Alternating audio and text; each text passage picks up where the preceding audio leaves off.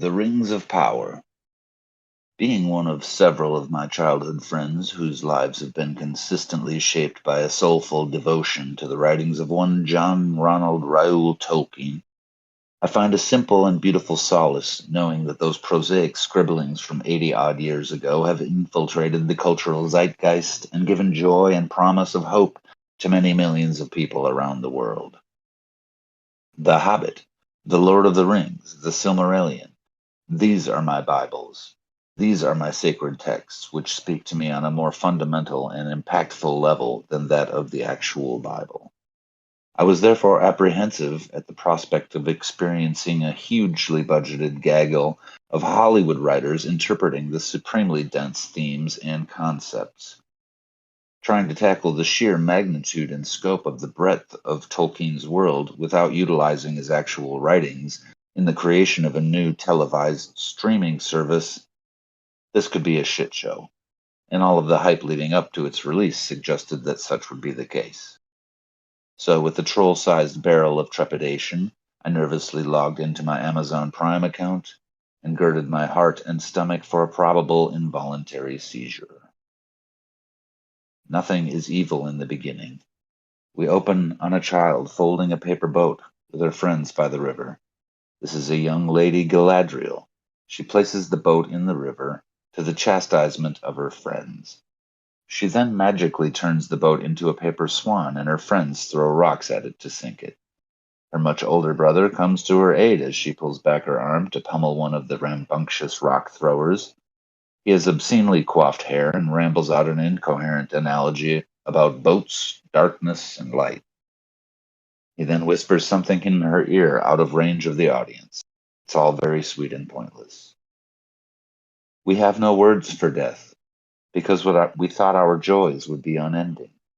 A lovely sentiment, but what does it mean? You really have no words for death? If you have a word for life, and you know what it means to be alive, surely at some point or another, one of you has ceased to be alive, whether by violence or accident or some other force in the universe. You have a full, rich language, but neglected to include any way to indicate that one or more of you are not existing within the plane of accessibility. So your elven home was destroyed by Morgoth. Who? And you set out with an army to destroy him. If that was a viable option, may I ask why you didn't do it before he destroyed your golden magical treehouse? Chaos ensues. In a fittingly epic and expensive-looking battle, there's a bright spark here. We seem to be heading in the right direction, narratively. Middle-earth is torn asunder and the city is reduced to rubble. An older Galadriel stands in the center of a burning cityscape, placing an empty soldier's helmet upon a gargantuan period of other helmets. We are then introduced to the spectral character behind the carnage, Morgoth's employer, Sauron. We find out that Galadriel's brother died on the battlefield, and whose body was branded by Sauron. And so Galadriel and a small company of elves set out on a quest to destroy Sauron. The party scales sheer, icy rock cliffs, and Thondir cautions Galadriel that they might not survive the bitter cold and wind. But she rebuffs him and insists that they keep moving. Just when all hope has run out, and one of their party falls behind, a lightning flash reveals that they've arrived at their destination, Sauron's castle. I've got to say, at this point, I'm digging it. The show looks great, the acting has been slightly better than passable, the intro was interesting, but better yet, concise. Upon entering the castle, they find the interior covered in ice, and a chilling sense of something dark and foul. They delve deeper and discover what appears to be ruined skeletons, twisted and mangled from some ancient sorcery. They find an altar and reveal again the mark of the Eye of Sauron etched into it. Deeper still into the catacombs, and they are set upon by a gorgeously rendered snow troll. The beast crushes 3 of them with an ice boulder and proceeds to begin laying waste to the rest. Galadriel draws her sword and makes short work of slicing the hulking creature up like a turkey without so much as breaking a sweat. 20 minutes in, and our main protagonist, who we know will not die during the entire arc of this show because, well, you know why, has already been announced to be supremely cunning, nearly indestructible. My stakes meter is vibrating, and not necessarily in a good way.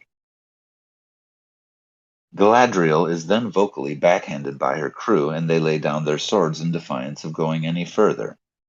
Okay.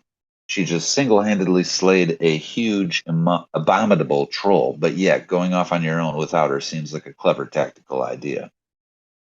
A lovely landscape shot sweeps down onto two weary travelers striding across a field. Gigantic antlers adorn their back, and one warns the other of the potential of impending half-foot. We are then introduced to this age's version of the halfling or hobbit. Quaint and curious bite-sized humanoids whose unkempt hair and tattered clothing bespeak a life of simple charms and small-scale triumphs. I very much enjoy their characterizations. One of the youngsters, Marigold Brandyfoot, takes a group of even smaller children out to pick berries. It's all very charming and quite honestly evokes what I remember thinking of those folk the first time I read The Hobbit. It's an idyllic setting where I fully expected to find fairies gliding around between the branches. Then one of them discovers a footprint in the mud. A three-clawed print, dark, large, deep. Marigold knows what this is, and the look on her face relays shock and horror. As they leave the meadow, a ravenous wolf comes into view. Cut to the elves. Here we meet Lord Neil Patrick Elrond writing to someone. He and Galadriel proceed to have an expository dump of truly epic proportions. Back to the hobbits. Yes, I'm calling them that from now on. The half-foot nonsense is bullshit and I'm not having it. Here we get some more charming characterization and the indication, if somewhat tropey, that Marigold Brandyfoot is a rambunctious one, continuously pushing the boundaries of the hobbit concept of comfort and safety. We cut back to the woodland home of the elves. Galadriel and company are honored at a gilded ceremony, and it is announced that evil has been vanquished from the world. She and her comrades will be traveling to Valinor, the place of final existence for all worthy elves. But Galadriel isn't so sure. Frankly, neither am I. They went on an expedition to find and destroy Sauron, killed one troll, and returned. Are we missing chapters here? Suddenly everyone claims that Sauron is dead, but they never even encountered him. What the hell? We are then treated to a very long-winded session of fart sniffing between Neil Patrick Perfect Hair and Galadriel, basically discussing the same topic three different ways. Back again we go to the hobbits. We're introduced to the menacing elf Arondir, a soldier dressed all in sooted gray armor who has a side eye that could stop a charging rhinoceros. He inquires about a local poisoning at the pub and is confronted by a drunken local denizen and told to mind his own business. Mr. Murky Boots is then hit upon by a scullery wench, and he leaves the area with a comrade. A page announces that the High King has decreed the war over. What war? Again? Missing chapters? Mr. Shadowshawl then returns to the scullery wench and suggests his interest in more than just having his dishes washed by her. Say what you wish to say, she says. His reply, I've already said it, 100 times over, in every way but words. It's actually quite heartfelt and engrossing, reminiscent of Buttercup's initial conversation with Wesley in The Princess Bride. At this moment, the scullery wench's houseboy beckons her back to the house as another man has arrived on the other side of the house. This man has a sick cow, which appears to have black tar coming from its teats instead of milk, and he wonders if she can heal it. Arondir recognizes the goo and makes haste for the area where the cow has been grazing to the east. Back at the house, Houseboy withdraws the hilt of a broken sword from the floorboards of the barn. It has the mark of Sauron burned upon it. Back we go to the elves. Neil Patrick Chinrond watches Galadriel and company sail into the sunset towards Valinor. Back to Arondir and Scullery Wench, professing their not quite love of each other, and discovering a burning town in the basin between two peaks of a hill. Galadriel and company's ferry reaches the golden cloud gate of Valinor, and they are swarmed by doves.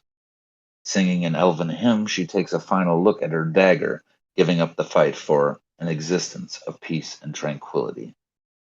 Suddenly, a fiery orb streaks across the sky, and as her comrades are enveloped by the light of Valinor, Galadriel chooses to remain. Grabbing her dagger and diving into the sea as the golden gates close and the meteor slams into the earth. Mirabelle Brandy Tits approaches the fiery crater, staring into the center. There lies a bearded man, nearly naked and unconscious. End of episode 1. Gotta say, I don't hate it. I'm not utterly enthralled, but I'm also not completely disappointed.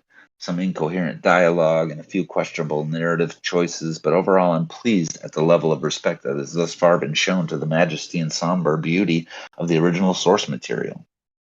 I truly expected to feel a great sense of disrespect and cynicism towards that which I love so much and hold so dear.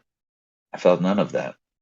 What I do feel is a slight sense of relief, as though a small weight has been lifted from my chest and I have been allowed to actually enjoy a modern iteration of an ancient tale. We'll see how it holds up going forward.